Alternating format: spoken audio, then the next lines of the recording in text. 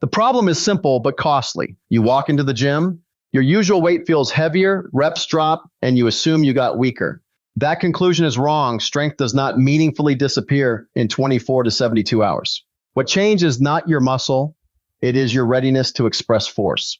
The mechanism is explained by the fitness fatigue model. Your performance at any moment is the sum of two opposing forces: accumulated adaptations, fitness, and accumulated stress, fatigue.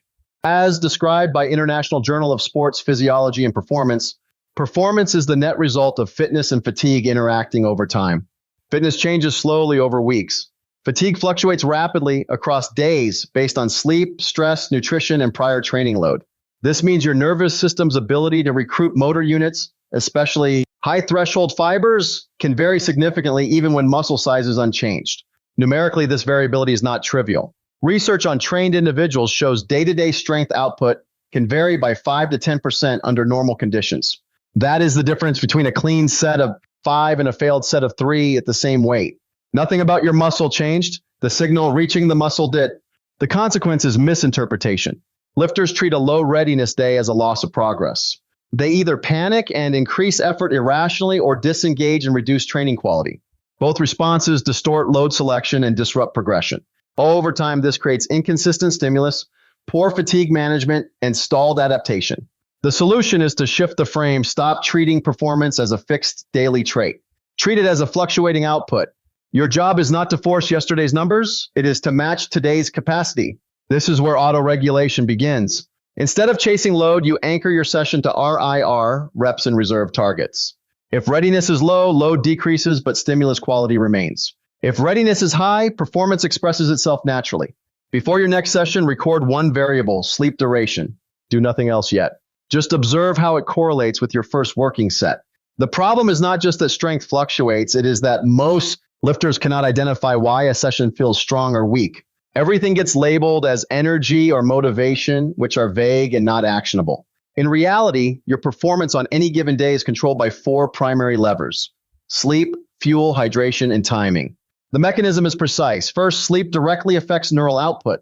A meta-analysis published via National Institutes of Health found that even partial sleep restriction reduces strength and power performance, particularly in compound movements. One review states clearly, sleep deprivation negatively impacts physical performance, especially tasks requiring maximal effort. And this is not psychological, it is reduced motor unit recruitment and altered central drive. Second, fuel status, specifically glycogen, modulates performance. Resistance training relies heavily on stored carbohydrate. When glycogen is low, force production drops. Research shows performance decrements become noticeable as glycogen depletion increases, especially across multiple sets. A difference of even 20 to 30% glycogen availability can shift repetition capacity at a fixed load. Third, hydration affects muscle function at the cellular level. An approximately 2% body weight loss from fluids has been shown to impair strength endurance and increase perceived exertion. Blood volume drops, nutrient delivery slows, and contraction efficiency declines. Fourth, timing matters. Strength is not constant across the day. A meta-analysis on diurnal variation shows peak performance tends to occur later in the day, often with 3 to 10% higher output compared to early morning sessions. This is linked to body temperature, enzyme activity, and nervous system readiness. The consequence is cumulative interference. You do not need all 4 levers to be off. One is enough to reduce output. 2 or more create a compounding effect that makes a normal session feel abnormally difficult. Without understanding this, lifters misattribute the cause and respond incorrectly. The solution is control, not perfection. Standardize what you can, train at a consistent time, eat a predictable pre-workout meal with carbohydrates, maintain hydration, and protect sleep as a performance variable, not a lifestyle preference. This reduces noise and reveals your true capacity. Start with one change, fix your training time for the next 7 days. The problem is not a single week session. The real damage begins when you react to that session incorrectly. Most lifters treat every workout as a test of peak performance. When output drops, they compensate either by forcing the load to match past numbers or by adding unnecessary volume to make up for it. This is where temporary fluctuation turns into chronic stagnation. The mechanism is rooted in the stimulus to fatigue ratio. On a low readiness day, your capacity to generate force is reduced, but your capacity to accumulate fatigue is not reduced to the same degree. This creates an imbalance. The same load produces less effective stimulus, but similar or greater fatigue cost. According to frameworks discussed in International Journal of Sports Physiology and Performance, when recovery is insufficient relative to load, performance decrements can accumulate and persist. In practical terms, your RIR accuracy collapses. A set that should be 2 RIR becomes 0 RIR without you realizing it. That pushes more sets into failure territory, increasing neuromuscular fatigue without increasing hypertrophic signal. This is how junk volume is created. Volume that looks productive on paper but delivers low-quality stimulus. Over multiple sessions, this compounds into recovery debt. Instead of adapting, you are constantly trying to return to baseline. Performance plateaus not because your program is wrong, but because your execution is mismatched to your daily capacity.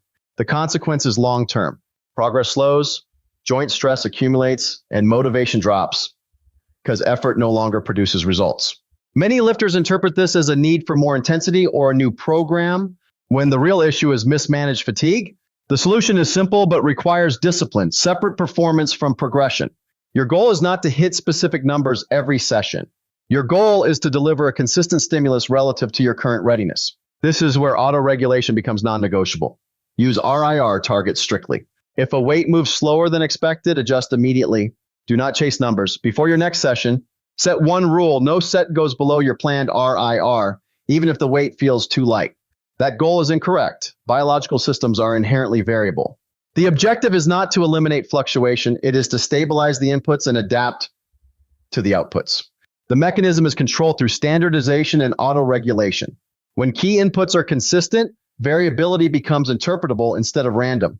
The recovery literature from International Journal of Sports Physiology and Performance emphasizes that monitoring multiple markers provides a more valid picture of recovery status than any single variable. But in practice, this means you reduce noise by fixing what you can control: sleep window, training time, pre-training nutrition, and hydration. Then you adjust performance using auto-regulation, primarily RIR, and top set calibration. Numerically, this approach improves consistency quickly.